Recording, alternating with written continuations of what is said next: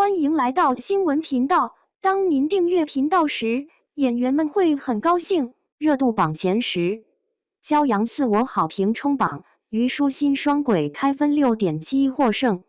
2025年底的电视剧市场真热闹，新剧不断登场。最近最火的当属宋威龙主演的甜宠剧《骄阳似我》啦。这部剧是顾漫小说改编的超级大 IP， 讨论度爆棚。古装方面，谭松韵的《逍遥》，程毅的《长安24季》正在热播中，而古力娜扎的《玉茗茶谷》也来了个热闹登场。还有人之初老旧，都是值得一追的好剧。下面是最近热度榜单 TOP 10，谭松韵的《逍遥》排第10，虞书欣的《双轨》位列第5，而第1名就是他。近期剧热度榜 TOP 10，谭松韵、侯明昊《逍遥》。谭松韵和侯明昊主演的《逍遥》是一部古装仙侠题材的剧，讲述了100年前灵族的灵君红叶与人族公主宁安相恋，本打算步入婚姻的两人，却遭遇背叛。宁安一刀刺死了红叶。过了100年，人族对灵族的恐惧和厌恶越来越深。人族女子逍遥意外唤醒了被封印的灵君红叶。红叶发誓不再相信人族，但她万万没料到，那个与宁安长得一样、性格完全不同的逍遥，却牵动着她的全部情感。逍遥的首集就请来了赵丽颖客串，她那绝美的古装造型直接登上了热搜榜。剧情方面，逍遥用仙侠剧的老套路，没什么特别新鲜的地方。平凡少女唤醒封印的灵君，再加上爱人背叛的桥段，让人不禁联想到《苍兰诀》护心等剧。不过，谭松韵和侯明昊的演技都很到位，还是吸引了一大批粉丝连续追剧，挺不错的。近期剧热度榜 TOP 9，任嘉伦、蓝盈莹《风雨潮》。任嘉伦刚演完《凤凰台上》，紧接着又迎来了新戏《风雨潮》的上线。《风雨潮》是一部历史抗战题材的剧，讲的是2战那会儿，澳门变成了各国战略物资中转和交换的枢纽，成了风口浪尖的焦点。故事围绕银号老板何贤展开，他在金融、贸易、情报运送这些战线和日伪势力暗中较量，挺精彩的。《风雨潮》是根据真实人物和事件改编的，刚播出后评价挺不错，节奏紧凑，带点大男主成长剧那种爽快感，人物塑造的挺鲜明，剧里的智谋较量也让不少观众越看越过瘾。近期剧热度榜 TOP 8，陈妍希、周柯宇《狙击蝴蝶》。陈妍希在《狙击蝴蝶》里的表现还真挺让人印象深刻的，虽然剧情结束已经有段时间了，但依然稳居榜单。这部剧讲的是一个姐姐弟弟的爱情故事，姐姐年龄比弟弟大不少。故事里还涉及到姐姐曾经资助过的少年，两人之间的感情真是出乎意料的合拍。陈妍希和周柯宇的配合感觉很顺畅。不少姐弟恋类型的剧以前评价都挺差的，但《狙击蝴蝶》没有走改编魔改的偏路，基本坚持原著的情节，还加入了不少现实元素，爱情线也拍得特别动人，一下子就让人陷进去，追得停不下来。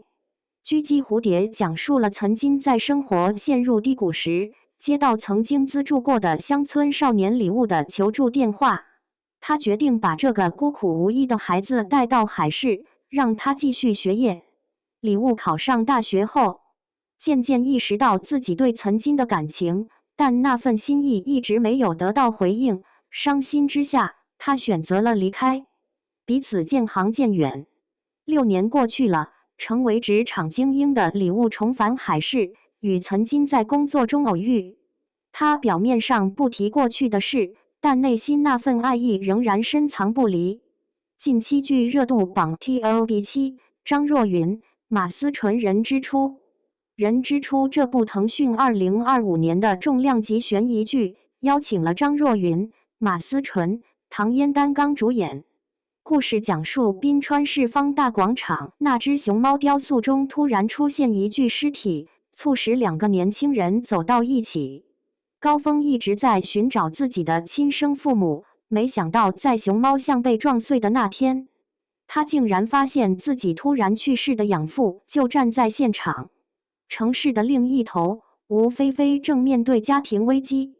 她隐隐感觉熊猫像里的那具尸骨跟父亲吴国豪有关，心里也开始对自己的身世充满疑问。人之初刚播出后，评价呈现两极，没能像张若昀以前的《庆余年》和《显微镜下的大明》那样获得高口碑和火爆话题。该剧采用双线叙事，奇数集讲的是张若昀的故事线，偶数集则换成马思纯。刚开始两个故事线是各自独立的，后来会慢慢交融在一起。拍摄手法挺新颖的，可导演的水平可能还需提高。有人觉得剧情有点让人晕头转向，说不清楚。近期剧热度榜 TOP6， 罗晋、任素汐时差1万公里。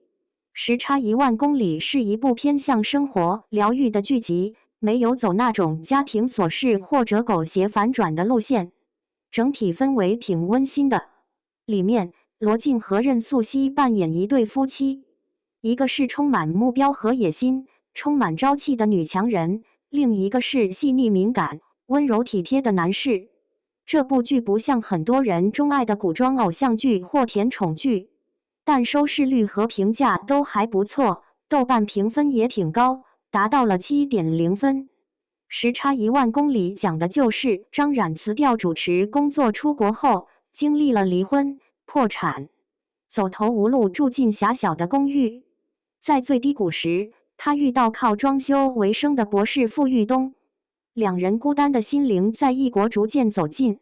张冉以假名媛的身份做代购生意，可没想到血拼豪放的样子被转到网上。正当他被流量战弄得夜不能寐时，却意外接到国内 MCN 机构投来的橄榄枝，回国做搞笑网红博主，成为他翻身的希望。而傅玉东也决定放下一切，陪着妻子回到国内，重新开始。近期剧热度榜 TOP5， 虞书欣和与双轨。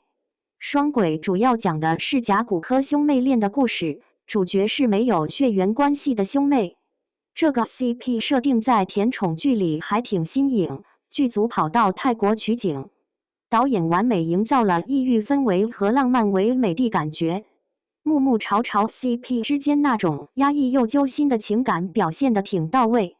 双轨描绘了姜木曾经是个生活在幸福家庭里的小姑娘，但因为父母离婚，生活彻底改变。哥哥晋朝则跟着父亲搬到泰国，成了地下赛车和权场里的修车工人。多年以后，两人在异国再次相遇。虞书欣和赵露思两位95后的顶流明星，计划在2025年各自推出一部现代偶像剧。最近，随着双轨在豆瓣的评分开始亮相，许多网友也纷纷把两部剧的表现拿出来比较。